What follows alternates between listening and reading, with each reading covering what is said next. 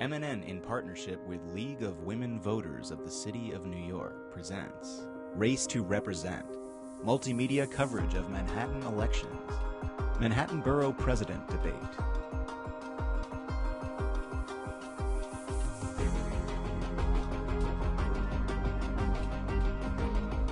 The League of Women Voters of the City of New York and Manhattan Neighborhood Network are pleased to welcome you to the candidates debate for Manhattan Borough President. The Democratic primary is on Tuesday, September 10th. The winner of the September 10th primary will be the Democratic nominee in the November general election. Hi, I'm Rosemary Shields, and I am a member of the League of Women Voters.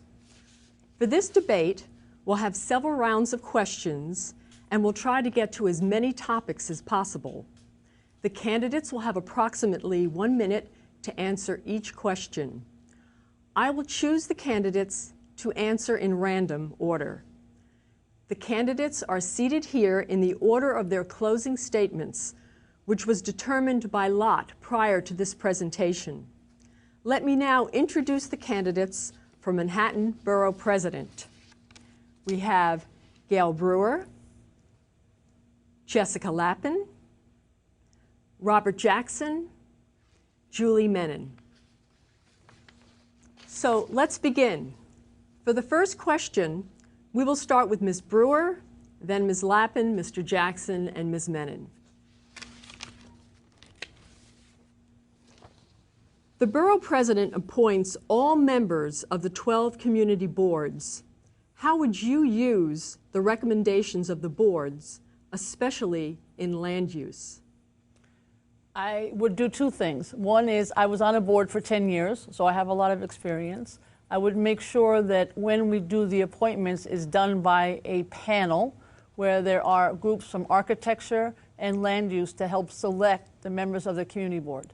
Number two, I have a lot of background in technology, and I would make sure that as part of the persons whom we select to work on land use, we would make sure that we have all data broken down so people can know what's needed in that neighborhood, income-wise, demographic-wise, open space-wise, school-wise for the classroom seats.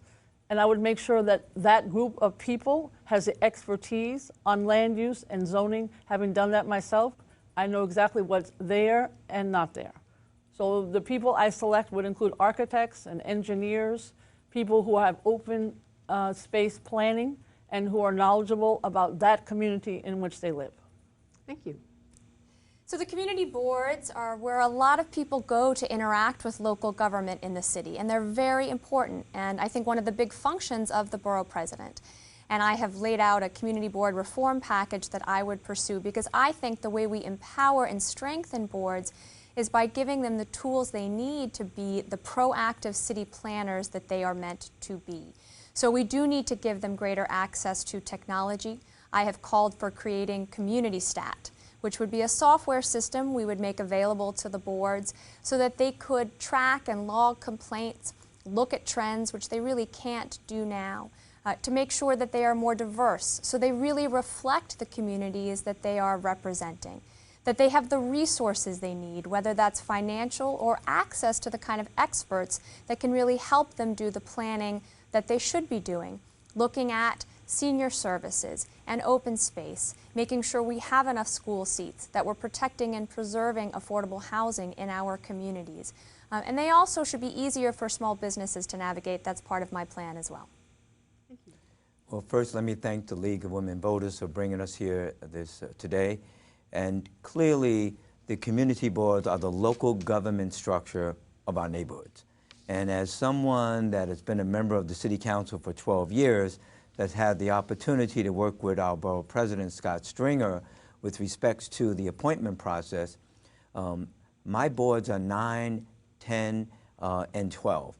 And understanding the diversity is extremely important, not only as far as men, women, businessmen, but geographically also, ensuring that they have the qualifications in order to make the decisions, and especially on major issues such as land use. Extremely important. But Scott has put together a process to vet the applicants to ensure that they're good, qualified individuals. And obviously, I would continue that and enhance on it, especially in the areas of land use with respect to housing and education, extremely important overall. And that's what I would do. Well, Rosemary, first of all, let me thank the League of Women Voters and MNN for hosting us today. I have chaired Community Board 1 for 7 years, and I really believe in the power of community boards and in community-based planning. I've released a paper on reforming land use, and as part of that recommendation, I talk about community boards and how I believe community boards should do community plans, modeled after what the City of Los Angeles does for their equivalent of a community board.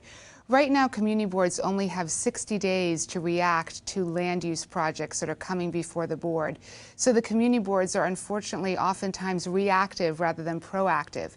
So I believe very strongly that we should do community plans, a proactive vision for where a community board wants to grow in terms of building new schools and affordable housing and parks. And through these community plans and working collaboratively with the Borough President's Office, we can make sure that when there is development, it is not overwhelming neighborhoods. I believe very strongly that right now, particularly in the Borough of Manhattan, we have a tremendous amount of development, and there are no clear standards for what that's doing to local public schools or affordable housing. Thank you. I'm going to do a follow-up question, and I'll start with Ms. Lappin and go down to Mr. Jackson, Ms. Menon, and then Ms. Brewer. Do you support the zoning change to increase the size, height, and bulk of commercial buildings in Midtown? So this is the East Midtown zoning proposal that you're asking about, and part of it touches my city council district. So I've been very involved in this discussion. There's the three-board task force, a tri-board task force of community boards 4, 5, and 6 that's been very thoughtful and engaged, and I agree with them. This has been going way too quickly through the process. In an effort to rush this through by the end of Mayor Bloomberg's term, it's going too fast, and something this important should be done right. There need to be answers to how this kind of development would impact our public transit system before these buildings are open, not afterwards. It's already practically impossible to get on the Lexington Avenue subway line during rush hour at Grand Central. So we can't add thousands of more commuters until we make transit improvements first. The boards have suggested very sensible ideas, like looking at residential development as part of this proposal, looking at using the rooftops in more creative ways. So there are a lot of questions that would need to be answered before this should be approved. Thank you. Mr. Jackson. 1231-13 is not the end of the world. And in fact, the community, and Jessica referred to the boards, and many, many people, including the New York Times and Borough President Scott Stringer, basically saying that, hey, we need to slow the process down. We need to consider the community and all of the particular needs. And everyone talks about the infrastructure must be dealt with, because even now, if you go to Grand Central Station and you go there during rush hour, it's jam-packed.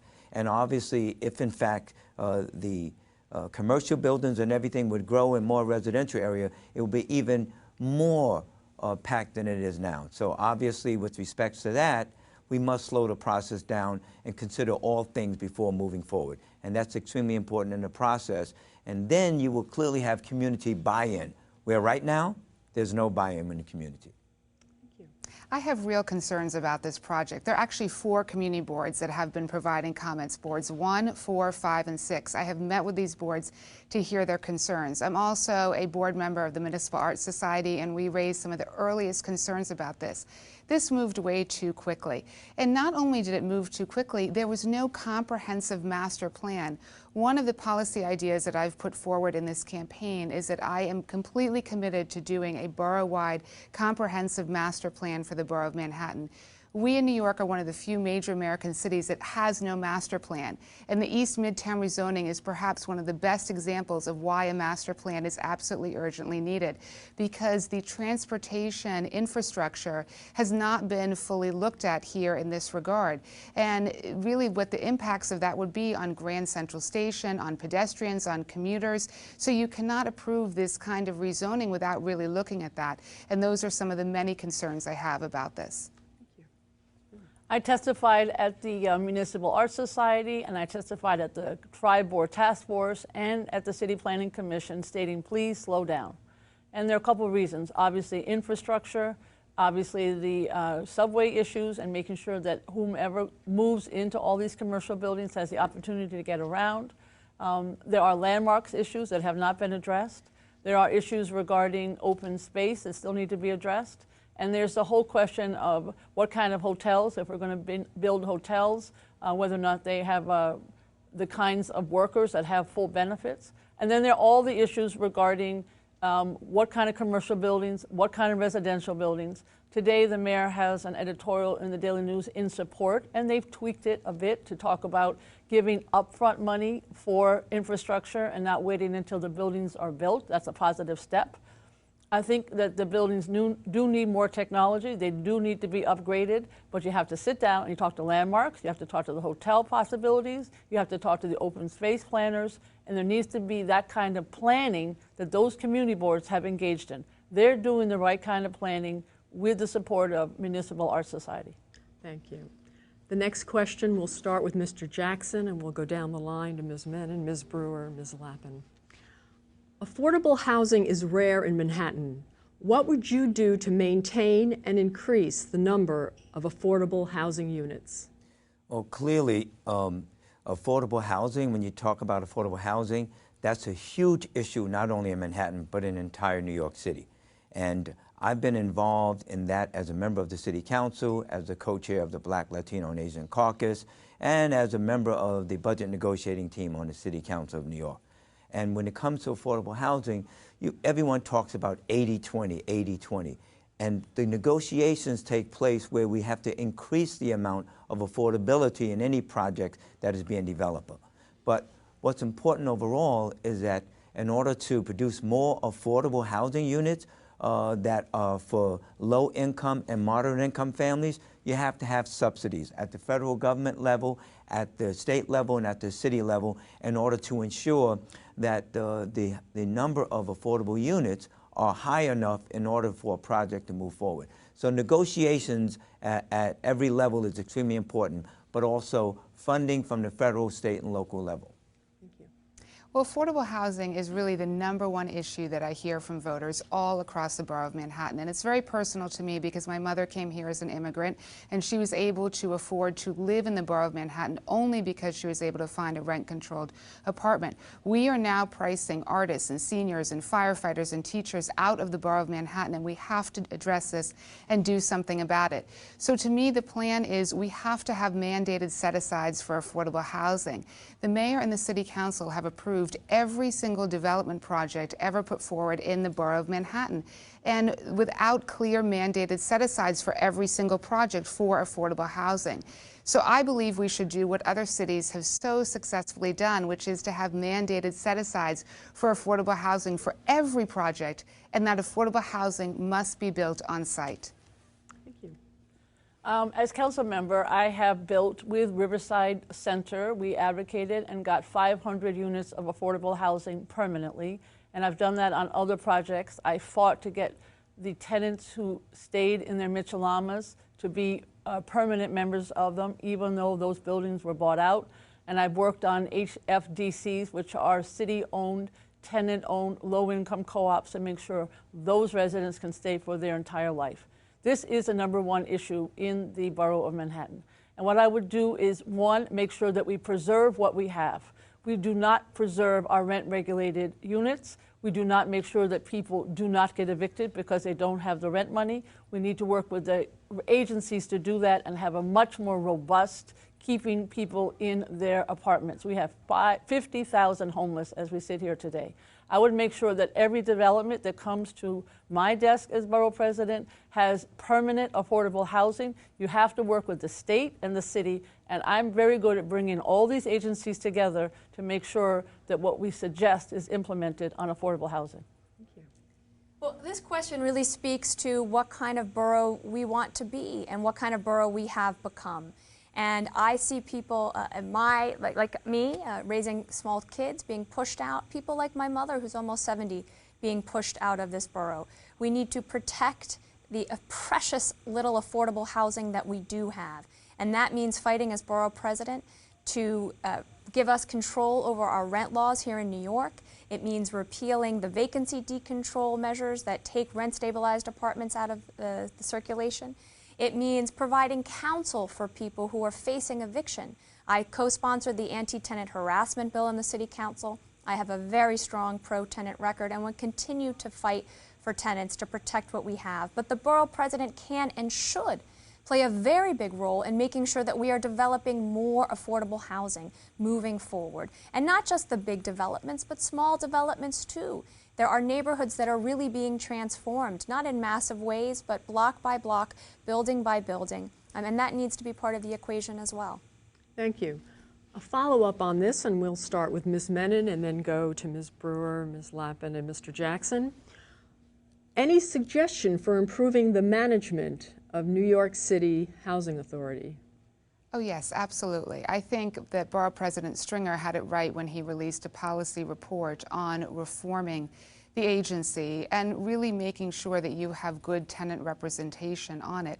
That has to happen. We can't have a situation where tenants in the city are not really being listened to, and that has to happen immediately. So I fully support Borough President Stringer's reforms on this, and I also have to say that I have real concerns over NYCHA's info plan. The idea that they want to build luxury high-rise and push out tenants who, and the precious little space they have for playgrounds, for parks, is to me very problematic. For 20% affordability, that is not a good deal and we should not accept it.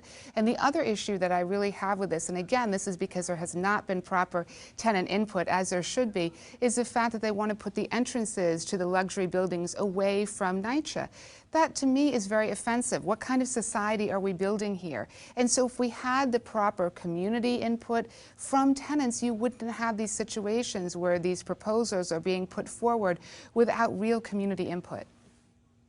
I have a district that, thank goodness, has thousands of units of NYCHA housing. And we have organized every single building so that we have a wonderful resident tenant leader. And we have meetings that are productive. The problem is that on the leadership of NYCHA, they refuse to stop giving millions of dollars to the City of New York for sanitation services, for services instead of taxes, and for police.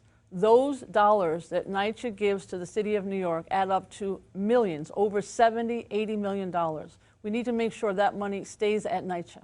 That money could be used to do the repairs. The number one issue for residents is mold, cabinets that don't work, elevators that don't work, not enough handy people to do the cleanup, and the list goes on. I'm every single day in the developments in my district. I do not support the infill. The infill has not had any tenant input, community input, elected official input. All of that would make a better project. It's not even under the ULURP procedures and needs to be. Yeah. So I think the reforms to the NYCHA management that Borough President Stringer suggested, the reforms that have been made, were the right thing to do. I think John Ria has done a terrible job running NYCHA. And I'm running because I want to be a borough president who's going to fight for working people in this city. And having public housing is incredibly important to that mission. And as the federal government has walked away from their obligation to pay for public housing, other cities have demolished theirs. That is not an option for us here. It cannot and should not ever be an option. And building on the precious little land that we have left in NYCHA developments to try and do some of the repairs that are way overdue. There are tenants who have been waiting years for very simple repairs. That is unexcusable. And to take away the land we have to build 80% luxury housing is not the answer, particularly when you're doing it over the objections of residents who have not had an opportunity to really weigh in. It should go through the land use review process. The tenants should have a really meaningful say in the process, and we need to step up and we need to protect the public housing that we do have in a sensible way. Well, Rosemary, that is the big question that many, many people are talking about. As you know, NYCHA citywide has approximately 600,000 residents in it. And more specifically in Manhattan, you know, I represent 7 developments with thousands of individuals. And in fact, I was talking to a NYCHA leader, and they said that the bill that was passed in Albany, where the mayor will be able to appoint the resident board members, but will not have the authority to remove. So whatever Mayor Bloomberg appoints, the next mayor will not have the opportunity to remove those individuals. In my opinion, that's a setup for disaster, because the next mayor, whoever it may be, should have the opportunity, if in fact a board member is not working out, should be able to pull and replace. And obviously we want educated, we want well-oiled individuals that know their developments, they're leaders in the community that are well respected in order to be on a particular board. It needs to be changed, and it needs to be changed now. Thank you. We're going to start again with Ms. Menon, but then we're going to go to Mr. Jackson, Ms. Lappin, and then Ms. Brewer. The Democratic candidates for mayor have proposed modifying mayoral control of the schools. What changes, if any, would you like to see? And do you have a position on putting charter schools in the same buildings with traditional public schools? There are so many important reforms we have to make on mayoral control of schools. And when I chaired Community Board 1, we had a number of specific recommendations. First, we need to empower the PEP to have real parental and community input. That is not happening now, and that needs to change. Secondly, the CECs. We have to make sure that the CECs have an independent budget line item so that they're not beholden to the Department of Education as they are right now. The CECs can't fully do the vital work that they need to be doing if they're getting their budget from the Department of Ed. So those are a number of the reforms we want to make. As you know, the borough president has an appointment to the PEP. That person must be a fierce advocate on behalf of parents in the public school system, and that's vitally important. Right now, I believe we are not seeing enough input from parents, from teachers, from communities in the direction that our public schools are going in. Well, I disagree with the majority of the candidates that are running for mayor. They want mayoral control to continue. I don't. I've been against mayoral control from day one. I want to see municipal control of our system. I want to see parents really having a say in the education of their children. Parents really engage in the panel for educational policy, which is a citywide board. And in fact, I've said to my colleagues here that I thought that Patrick Sullivan, who was appointed by Scott Stringer, is an excellent choice. He's there battling for the people of Manhattan and overall for the people of New York City. Clearly, the community education councils, these are parent leaders in our community. They need appropriate training and development in order to make the decisions that impact the various districts. And there's 32 community districts in New York City, and there are 6 districts in Manhattan. They need training and development, and clearly, no one, in my opinion, of the mayor candidates that are running are in support of disbanding mayoral control. I am. So I went to Stuyvesant High School. I'm a public school graduate, and I'm a public school mom. And improving parental participation in our public schools is a very important issue for middle class and public school families across this borough. So I would empower the CECs by making sure that they had access to the experts that they need when they have to fight with the Department of Education, because there's a lot of fighting that goes on. I would take the war room that the current borough president, Scott Stringer, has created, which has been very effective, and expand that and make it a borough-wide war room on overcrowding, because we desperately need to add school seats in neighborhoods all over the borough. I would start a middle school task force on day one, because it's not rocket science. If we've had overcrowding in the elementary schools, we're going to have overcrowding in the middle schools, and that's something we should have taken on long ago. And the borough president does have a very important appointment to the panel for educational policy. I would like to see changes to how that's structured so it's a more meaningful appointment. But I would appoint somebody who is an educator, a parent, an activist, hopefully all three, but somebody who could really give voice to the parents like me who feel like we have been shut out of the system. I have 36 public schools in my district. I work every day with the principals and the parents, and I put together a newsletter for the last 12 years listing every public school. It's a huge document, and it lists all the custodians and the cultural programs and the curriculum, and people love it. But to be very specific to your question, I believe in municipal control of the Department of Education. And what that would mean, and it involves going to Albany, is making sure that the people appointed by the mayor have advice and consent of the city council. So there's a public hearing. That exists in other oversight bodies. The reason that we would do that is that then you make sure that the people are qualified. I sued the Success Academy coming into my district, into Brandeis High School. I had to talk to each one of the PEPs. Some of them have no educational experience at all. So having municipal control would mean that each person on that board would have expertise and would have a public hearing. And of course, the person whom each borough president gets to appoint, I think does. It's actually been the mayoral ones that have been the challenge. Thank you. The next question is to Mr. Jackson, then we'll go to Ms. Lappin, Ms. Brewer, and then Ms. Menon. We create a great deal of garbage, which is trucked and barged off our island. Do you support the reopening of the East Side Waste Station? And what other ideas do you have for removing garbage from Manhattan? Well, I am clearly in favor of every borough taking care of its own garbage, and that is the citywide solid waste management plan. But I've signed a pledge to protect, and in fact, some people say that the 91st Street Marine Transfer Station, and that's what we're talking about, in the plan it said it should be retrofitted. It's not being retrofitted, it's being torn down. In the plan, it says it was going to cost approximately $40 million. In reality now, it's going to cost $250 million. Not only that, the effects of Hurricane Sandy, which water came all up into the housing development, all up into the park, has not been considered. So I've said that we need to reconsider that for Manhattan. But clearly, 36th Street, building a rail, taking the garbage from New York to New Jersey is the way to do it. That should be reconsidered for Manhattan, and I've said not to send more garbage to the South Bronx, not to send it to Queens, not to send it to Brooklyn, the areas that have been dumped on for decades.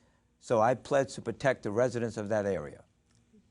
So I also agree in the overall goals of the solid waste management plan. But building the 91st Street MTS does not help us achieve those goals. And I want to be very clear. Nobody has suggested moving this facility to East Harlem or Washington Heights.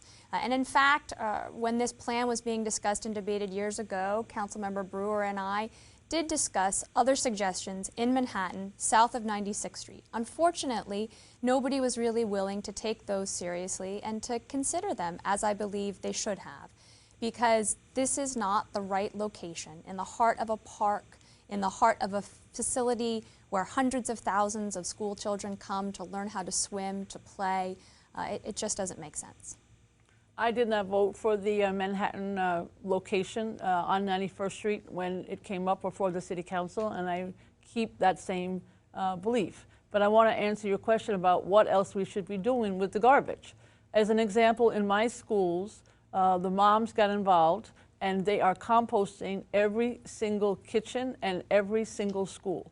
So that means that there is zero waste in those schools. The waste that comes from the kitchen goes to any kind of a facility that reuses it either for other positive enterprises. It does not go into the landfill. Number two, we need in this borough, not to mention citywide, a real recycling plan. I know that the mayor recently has added the number of items. He's talking about composting, but it is a program that needs a huge amount of education. The New York City Housing Authority does not have chutes and not even able to do recycling as some private homes are. So I would make a priority as borough president recycling. I obviously have many, many recycling events in my council district. We need to do more of them, and we need to do more education. Then we won't have a garbage problem. I support the solid waste management plan. I'm the only candidate in this race to fully support it, including on the Upper East Side. It is not a perfect plan, obviously, and no one wants a facility in their community, but the bottom line is I believe in borough equity. And what that really means is 75% of these facilities have been placed in lower income neighborhoods. In the absence of an alternative to basically say to communities in East Harlem and Washington Heights and Central Harlem, there is a chance that we might have to move the facility there, I think is completely unjust. And I believe in economic justice. We have to remember that this plan basically reduces 6 million truck miles a day. And in communities like East Harlem that have 5 times the national rate of asthma in the country, we cannot continue to have these trucks go through communities like East Harlem. Now, you also asked about the issue of recyclability. And let me first also say leadership is about making tough decisions. So this is a tough decision to support this plan, but I really stand by it. But we have to improve recyclability. We have a woeful recyclability rate here in the city of 15% versus the national average of 34%. So I'm deeply committed to recyclability and eventually making the Upper East Side transfer station obsolete. Thank you. We'll next go Ms. Lappin, Ms. Brewer, Ms. Menon, and Mr. Jackson on the next question, which is, the infrastructure has been deteriorating for years. We have suffered water main breaks, and our streets and bridges need repairs. How will you get the financial resources to bring our city up to speed? So part of fighting for middle class and working families is creating jobs. And in many ways, I think that's the most critical issue to allowing people to be able to remain in Manhattan, is creating good paying jobs. And infrastructure jobs are a big piece of that. And you're absolutely right. This is an old American city, and in many ways it shows. And so we have to be very thoughtful about using the capital dollars that are already in place. We have a capital budget in this city, and we have to be using that to create jobs and to make sure we are modernizing our bridges and our tunnels and our roadways. I mean, the potholes that are size of craters that make it very difficult for the buses to go up and down the avenues. But this is a very important issue. I think infrastructure extends beyond just those things. When I think about infrastructure, I also think about schools. I also think about hospitals and daycare centers and homeless shelters, which may not be bricks and mortar infrastructure, but are very important to our long-term success. Well, in the council, I co-chair the Manhattan delegation and have for 12 years, and I sit on the budget negotiation team and on the finance committee. And I have paid a great deal of attention to the capital budget. The capital budget is very challenging. Example, the School Construction Authority wastes millions of dollars. I think we mentioned the New York City Housing Authority. In my opinion, they waste millions of dollars. And yet what we have is this capital budget. The borough president has a capital budget. The city council has a capital budget that with the mayor they pass. I would, as borough president, put a great deal of focus on Manhattan's capital budget. Some projects take 5 years, then nobody's working. Some projects change orders that are inconceivable in the private sector. I've sat in the meetings, I know exactly how it works. So the fact of the matter is maybe we need to spend more money on capital, but we need to spend it more efficiently. I cannot tell you how many projects run over, how many projects are not done in the most efficient manner. And as borough president, I would focus on the capital budget, every penny that goes into our borough. Well, I've represented a district for many years in Lower Manhattan that is one of the few areas that is sustaining job growth, and we've been able to do that largely by investing in large-scale infrastructure projects. For every construction job that is created with a large-scale infrastructure project, you actually have a multiplier effect in terms of creating a second job for materials and supplies. So we get the added bang for the buck of both improving our crumbling infrastructure, bridges and tunnels and transportation infrastructure, and also creating jobs and revenue for the city of New York. One of the things that I would want to do as borough president is look at cities like Chicago that have an innovative financing model to retrofit buildings. They created an infrastructure bank there where they were able to use public-private partnerships to invest in crumbling infrastructure, and it worked very successfully there, and we should be looking at models like that for New York City.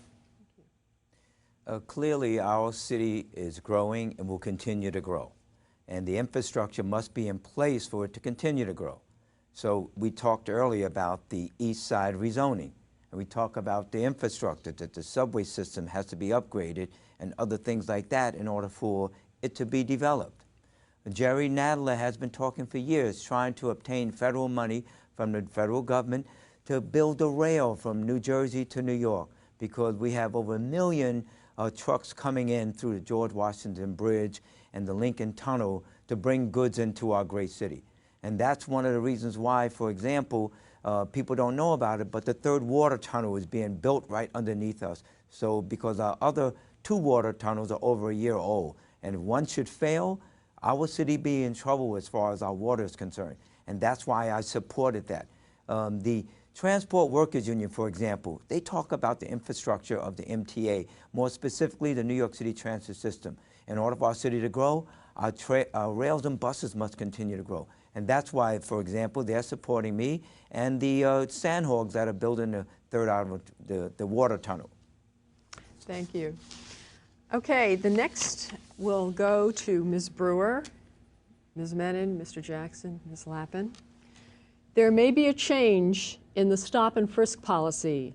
What else would you do to make our streets and neighborhoods safer? A couple of things. First of all, I do support the 2 bills that are pending before the City Council for an Inspector General and the bill that would sort of change the policy on racial profiling. But I would do quite a few things. Number one, I've had 35 foster care kids. I am very familiar with young people who have challenges. And I have a great respect for what Councilmember Jamani Williams is doing and has done. As a council, we allocated funding to several neighborhoods where, unfortunately, gunshots are very prevalent.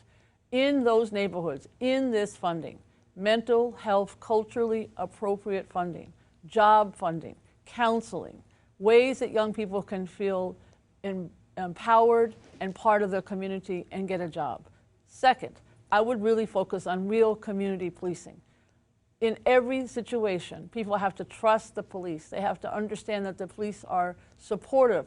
That doesn't happen. That's why we have perhaps the biggest stop and frisk program in the country, is because the alternative has not been considered in a realistic way. Well, first of all, let me say that I believe stop and frisk has to be completely reformed. We have had 5 million people stop and frisk in the last 10 years alone, and in 90% of the cases there has been no arrest or no summons. So stop and frisk absolutely has to be reformed, and that is clear. And I do support the 2 bills before the council, both the bill to appoint an inspector general as well as to end racial profiling. These are very important bills, and they should pass, and they are very important for the city of New York.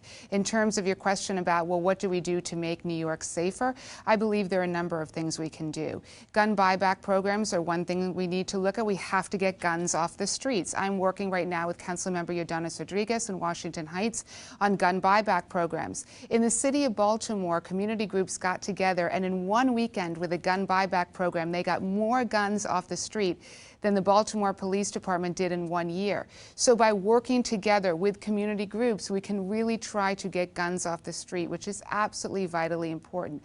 In addition, as Borough President, we need to restore trust between communities and the NYPD that has really been taken away through the Stop and Frisk program. Well, that's a huge issue in New York City. I said earlier I co-chair the New York City Council's Black, Latino, and Asian Caucus. I'm one of the primary sponsors of the 2 bills that are pending that my colleagues and I are supporting. And we hope and expect that both bills will be overridden. But what can we do? And obviously what we can do, the City Council allocated $150,000, and the city has matched that for $300,000 for gun buyback programs in the areas that have the highest incidence of gun violence. Let me just be quite frank. They're in Brooklyn and in the Bronx. And that's important for us to get these illegal guns off the street. So clearly, I support it, and I'll work in the community also to say, if in fact you're afraid to bring your gun in, you call me. I will come and get it and take it into the precinct and give you the money. So building the trust is extremely important, but stop, question, and frisk. The racial profiling and the discrimination must stop immediately. So when you have the huge number of people who are being stopped and frisked in this city, almost 90% of whom are Black and Latino, and almost 90% of whom are also innocent, it really tears communities apart and the relationships that they have with the police.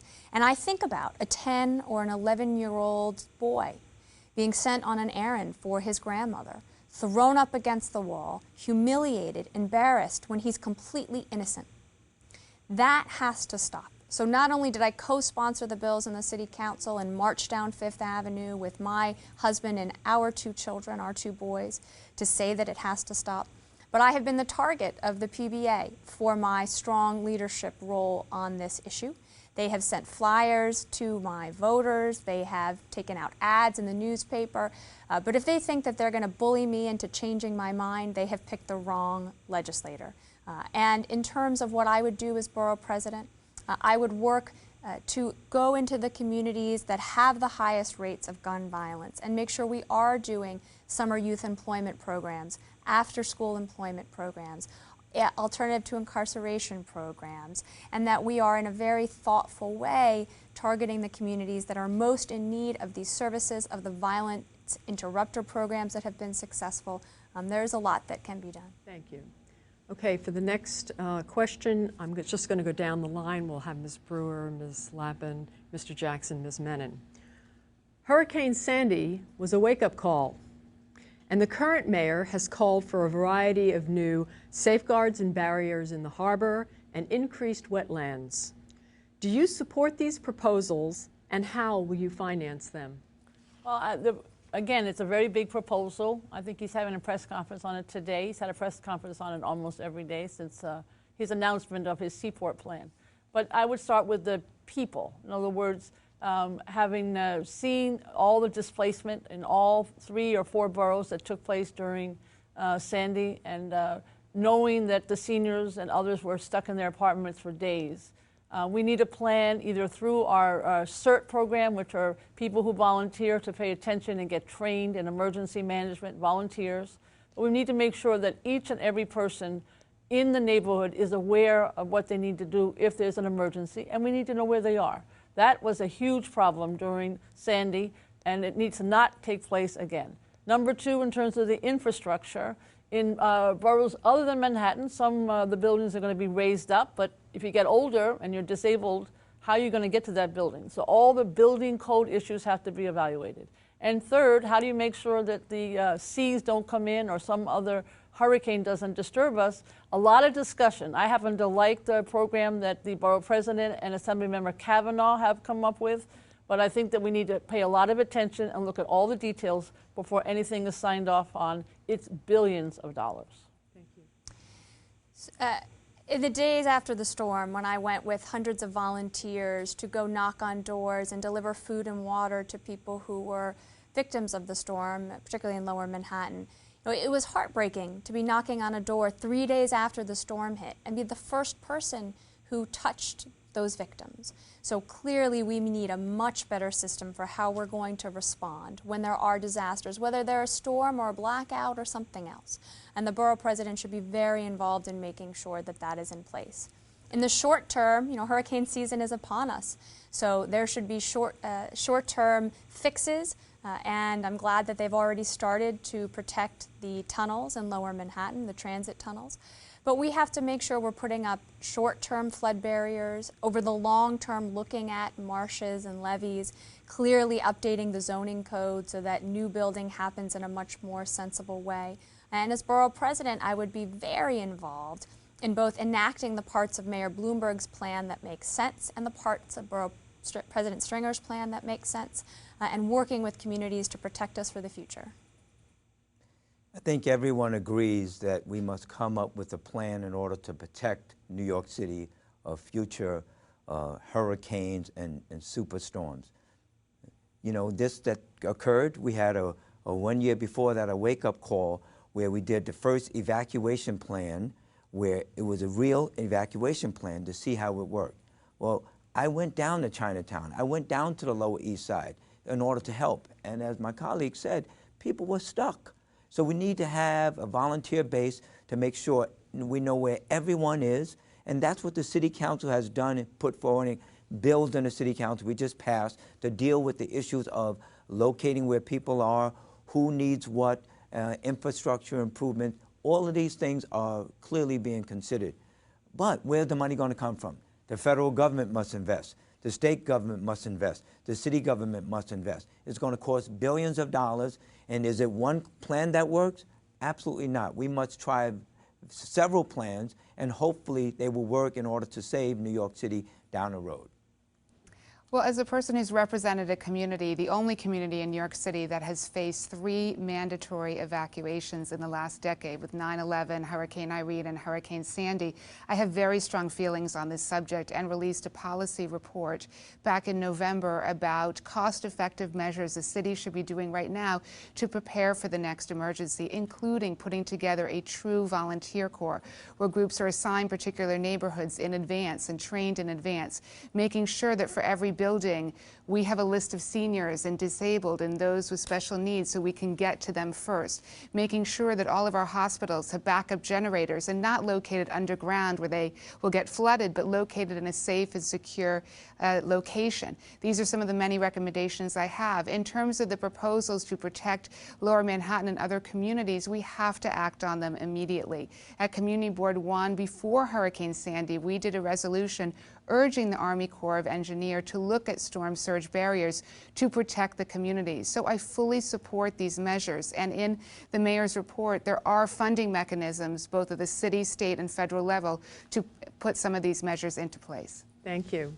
So the next question will go Ms. Lappin, Mr. Jackson, Ms. Menon, and Ms. Brewer. Currently, the law would allow the city's sewage treatment plants to accept toxic waste from hydraulic fracturing operations elsewhere. As several New York counties have passed fracking legislation protecting their water supplies, would you support legislation giving New York City that same protection? Let me be very clear. I feel strongly that we should ban fracking, and we should not allow fracking in New York State. Our water is world-renowned, and not just because it makes delicious bagels, but because it's delicious to drink. And the idea that we would threaten our water supply by allowing fracking is just sort of mind-boggling to me. And so I have been a very outspoken critic from the very beginning, from even before I took office, and have been very pleased to see the grassroots movement around this issue and how successful it has been. Governor Cuomo has said he's heard more from people about this issue than anything else, and I think that speaks to how passionately we feel about not just the need to ban fracking, but because there are byproducts that can be very dangerous and harmful to our environment over the long term. Well, the sewage treatment facility in Manhattan is currently in my district.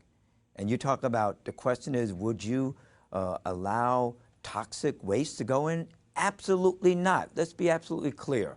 And in fact, I believe with my colleague Gail Brewer, we have a resolution against anti-fracking pending in the City Council. So my position has been very, very clear. I'm against anti-fracking and to allow toxic waste to go into our sewer system. And right now, we have Riverbank State Park, right there, a 28-acre park, where many, many thousands of residents from all over Manhattan enjoy that. I would not jeopardize the lives of our citizens in Manhattan to allow toxic waste to go into our sewer system. I am completely opposed to fracking. Community Board 1 was one of the first community boards in New York City to come out against fracking, and we testified at every single hearing, and were very vocally opposed to it. We cannot play Russian roulette, literally, with our children. And I'm the mother of 3 boys, and to think that they could be drinking water that could be contaminated with these carcinogenic materials, this cannot happen. And so absolutely, I'm an opponent of fracking, and absolutely we cannot have toxic waste in our city threatening the lives of children and adults. And we have to remember the environment is really, it's a resource, and it's a precious resource that we must protect for future generations. We need to leave the earth in a better situation than it is today, and the way to do it is to ban fracking, to increase recyclability, to reduce our carbon emissions. We have, again, not a very good rate of reducing carbon emissions here in New York City. So through all of these different measures, we need to make sure that we're protecting the environment for the next generation. Well, I've testified at every hearing against fracking, and I have written letters against fracking, and are very committed not to frack. I think the group that has most successfully convinced many people, obviously there's the grassroots efforts, are the chefs. There's a group of chefs in New York who have made it clear that contaminating the water or the sewage treatment plant or anything would be detrimental to all the work that we've done in New York to be able to have quality food. I passed a bill that says we have to buy locally.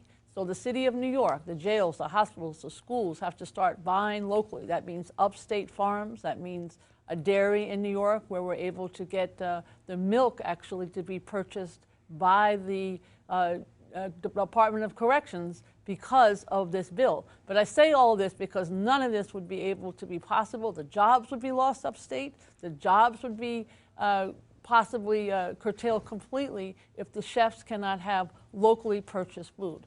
So there are just many ways not to have fracking in the state of New York. Hi, I think we're about running out of time. So I'm going to ask something 30 seconds, and I'm just going to go down the line, starting with Ms. Menon, Mr. Jackson, Ms. Lappin, and Ms. Brewer. 30 seconds, what do you think of the city bike program and the increase of bike trails? Well, I think biking is a very important method of transportation, and I think the fact that now we have bike lanes and city bike share and a real transportation alternative in this city is vitally important. With that said, there hasn't been enough community input.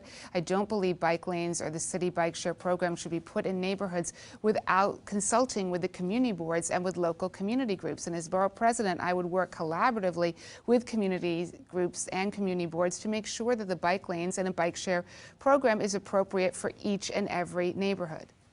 Well, I'm supportive of it because New York City is a place that we need to use all modes of transportation.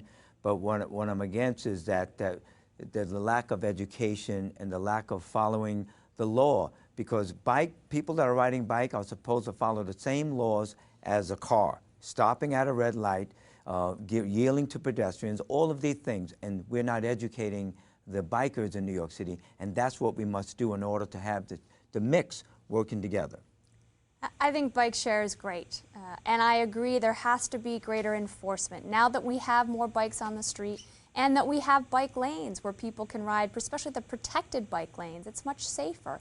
So we need to make sure that people are riding in the bike lanes and not on the sidewalk, not the wrong way down a one-way street, not through red lights. So educating these new riders and making sure there's the appropriate enforcement in place is very important, and I think that's what will lead it to be over the long term successful. My district office is right on the Columbus Avenue protected bike lane, and I spent a great deal of time passing legislation to be sure that the Department of Transportation actually can give tickets to commercial bicyclists if they don't have the helmet and the lights and the vest and so on. And it's happening, and they're slowing down. We still need more enforcement from the police because bicycles need to follow the same rules as cars. But generally, I am supportive. What I would like, and you're going to laugh, is I would like adult tricycles so the seniors can also participate in the city bike program and bicycling in general. Well, our time is almost through, and just want to thank the candidates for a very lively, thoughtful discussion. So we're going to start with closing statements, and we'll start with Ms. Brewer, and we'll go down the line. Well, I want to thank the League of Women Voters. I want to thank Manhattan Neighborhood Network. I think I'm the only council member to have a monthly program on MNN, and I think it's a great institution and great for our neighborhoods. I have been involved in civic life in our city for 40 years, and I've been involved with obviously 12 years as a council member and many years before in government and building affordable housing, community board, the women's movement. And I think as borough president, with the support of United Auto Workers and DC 37 and Tenants PAC and many elected officials and political clubs, I would focus on making sure development included good planning locally. I would also make sure that the community boards have the technology and the resources. I'm the one in the city council that has fought for their budget. And I would make sure that my appointments were diverse and professional. And I would look at the Bully Pulpit as a place to bring not just local food, but mental health services that are culturally appropriate. I would love your support on September 10th. Thank you. Manhattan has always been my home. I was raised here by a single mother. I went to Stuyvesant High School, and now I am a public school mom myself. And I understand the challenges that school-age families face, which is why I worked so hard to open 5 new school buildings in Manhattan, to protect childcare and expand pre-K slots. And I will continue to fight as borough president for middle class and for working families. And I would do that in three main ways: protecting and preserving the affordable housing that we do have, and making sure that we're building new. Giving parents a greater voice in our school system and adding more classroom space. And also ensuring that we are creating good jobs that keep people here in this borough. I've been very pleased to be endorsed by Congresswoman Carolyn Maloney and Congresswoman Grace Meng, State Senators Tom Duane, Brad Hoylman, Liz Kruger, Jose Marco Serrano, and so many others, and I hope to have your vote on September 10th. Well, first, let me thank the League of Women Voters of New York City and MNN for hosting this Manhattan Borough President's Forum. I've been an advocate for my children and all of the children of New York City ever since my oldest child entered the public school system in 1980. I've been a fighter for our neighborhoods, not only in Washington Heights and Inwood, but all over the city. And I want to continue to be that type of energetic leader for all of Manhattan. My history as an advocate, my work history as a labor relations specialist, as an investigator of fraud, my leadership in the City Council as the chair of the Education Committee, as the co-chair of the Black, Latino, and Asian Caucus, clearly qualifies me. And I ask for your support, knowing that you're going to have that type of individual that's going to stand up and fight the system on behalf of all of the people of Manhattan. I've said loud and clear, Manhattan is big enough for all of us, not only for the rich, but for the working class and the middle class, and Robert Jackson will fight to make sure that that happens. Well, let me first of all thank the League of Women Voters and MNN for hosting this important debate. I am running for Manhattan Borough President because I have taken on the tough fights and won with a real solution-driven approach. After 9/11, I started the key community organization that took on the insurance companies and bureaucrats that were standing in the way of Lower Manhattan's recovery.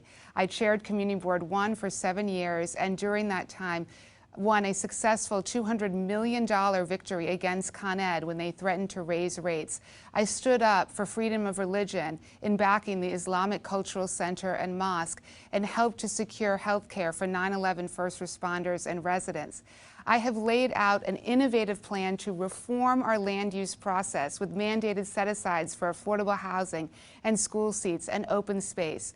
We have put together the broadest, most diverse coalition of support in the race, and I'm so proud to have been endorsed by Congresswoman Nydia Velázquez and Senator Adriano Espaillat and Councilmember Melissa Mark Viverito and our former Borough President C. Virginia Fields and Assemblymember Deborah Glick. I would love to have your support on September 10th.